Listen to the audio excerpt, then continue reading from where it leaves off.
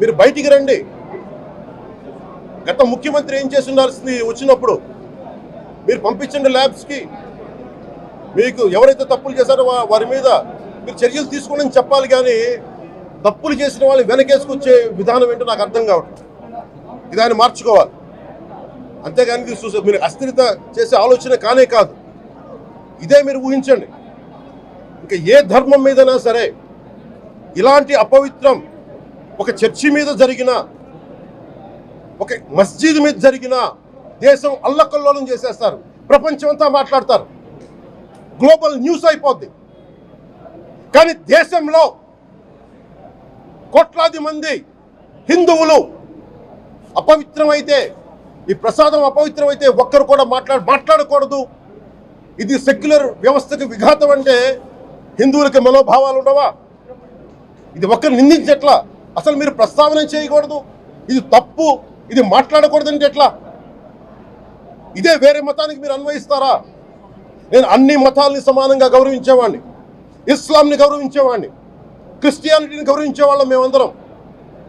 సనాతన ధర్మం అని మొత్తుకుంటున్నాం. దేనికి సనాతన ధర్మం అంటే? సనాతన ధర్మానికి ఒకరు ప్రారంభించింది కాదు. ఇది ఒక వ్యక్తి ఒక కూర్చోబెట్టి ఒకరు స్టార్ట్ చేసింది కాదు. ఇది కొన్ని వేలాది సంవత్సరాలుగా అన్ని మతాలని, అన్ని విశ్వాసాలని అలింగనం చేసుకున్న నేల ఇది.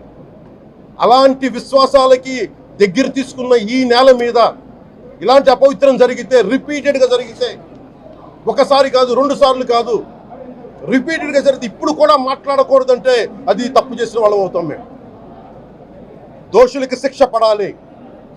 ఫుడ్ అడల్టరేషన్ ఇది మేము కాదంటలా. టీటీడీ బోర్డు, అప్పుడు టీటీడీ బోర్డు బాధ్యత తీసుకోవాలి. పొలిటికల్గా వచ్చి అలంకారప్రాయంగా ఒక్కొక్కళ్ళు వచ్చేసి దర్శనాలకి టికెట్లు ఇవ్వడానికి మీరు బోర్డు మెంబర్స్ అవ్వలేదు. మీరు ఎవరు చైర్మన్ కానీ ఈవో కానీ. మీరు అక్కడ ధర్మాన్ని పరిరక్షించాలి. మీరు అక్కడ మీ ఇష్టాలకి మీరు కూర్చోబెట్టి మీ ఇష్టాలకి కాంట్రాక్ట్లు ఇచ్చుకోవడానికి మీరు టీటీడీ బోర్డుకి మీరు వెళ్ళలేదు. మీరందరూ, మీ అందరికీ బాధ్యత ఉంది.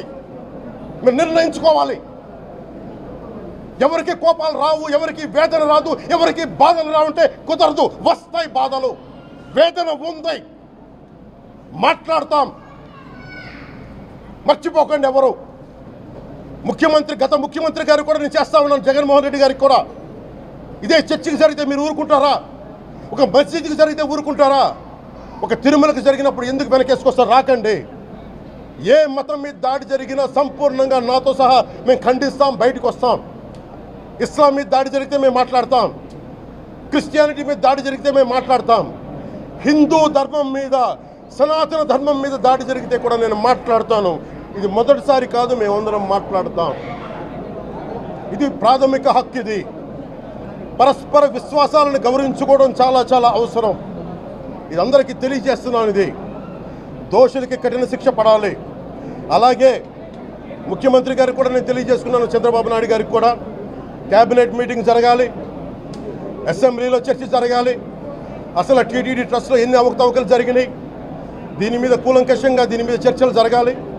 అలాగే నిన్న అందరూ మీడియా పెద్దలు కూడా అడుగుతూ ఉన్నారు, పత్రికాధిపతులు కూడా అడుగుతూ ఉన్నారు, మీడియా వారు కూడా అడుగుతున్నారు, దీన్ని సిబిఐకి తీసుకెళ్లాలా లేదా అనేది. అది గౌరవ ముఖ్యమంత్రి గారు నిర్ణయం తీసుకోమని. మీరు ఏ నిర్ణయం తీసుకున్నా క్యాబినెట్ మీ వెనకాల ఉంటుంది, ప్రజలు మీ వెనకే ఉంటారు. ఇది ఇక్కడితో ఆగాలని మనస్ఫూర్తిగా నేను కోరుకుంటున్నాను.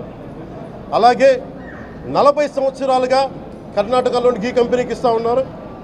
15,000 కేజీలు అవసరం అవుతుంది నెయ్యి, మనకి స్వచ్ఛమైన నెయ్యి. అలాంటిది వీళ్ళు 1000 రూపాయలు కొన్నదాన్ని వీళ్ళు 360 రూపాయలకే వస్తుందని చెప్పి ఎవరో మిడిల్ మ్యాన్ వచ్చి చెప్పారు. ఆ మిడిల్ మ్యాన్ ఎవరు?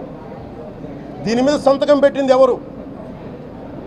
మీరు 1,00,000 లడ్డూలు మీరు అయోధ్యగా పంపించినప్పుడు మాట్లాడింది ఎవరు? చెక్ చేశారా? క్వాలిటీ చెక్ చేశారా? కోట్లాది మంది భగవంతుణ్ణి విశ్వాసం ప్రకటించే ప్రతి ఒక్కరి ఈ రోజున బాధకు గురయ్యారు. నాకు నిజంగా ఇంకో వేదన కూడా ఉంది. ఇది ఇంకొకరు నిందించట్లా.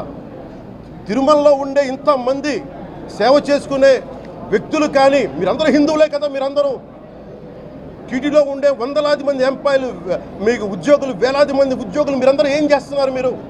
మీరు హిందువులు కాదా? మీరు స్వామివారికి అపవిత్రం జరుగుతూ ఉంటే మీరు కల్తీ నేచరు మీకు తెలిసి కూడా మీరు ఎందుకు కాముకున్నారు? భయపడ్డారా వైసీపీ అంటే? వైవి సుబ్బారెడ్డి గారంటే భయపడ్డారా? ధర్మారెడ్డి గారంటే భయపడ్డారా? ఏ స్వామి అయితే మీకు ఆశ్రయం ఇచ్చారో ఆ స్వామికి అపవిత్రం జరుగుతూ ఉంటే మీరందరూ కామ్గా కూర్చునే మీకు ఎలా వచ్చింది మీకు? ఇది నేను సాటి హిందువులను కూడా నేను ప్రశ్నిస్తున్నాను. మీరు కూడా తప్పు చేశారు దీంట్లో.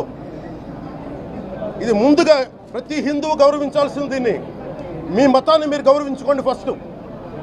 ప్రతి హిందూ నేర్చుకోవాలి ఇది. ప్రతి హిందూ ఆత్మపరిశీలన చేసుకోవాలి. మీరు బయటికి రావాలి. తప్పు జరుగుతూ ఉంటే కూర్చొని చేతులు కట్టుకొని మనకెందుకులే అంటే ఇలాగే ఉంటాయి. ఇది మారాలి. ఇది అందుకు నేను కూడా దీంట్లో భాగమే. కాబట్టి నిజంగా నాకు ఇన్ని సమస్యలు చెప్పారు ఇన్ని సంవత్సరాలుగా.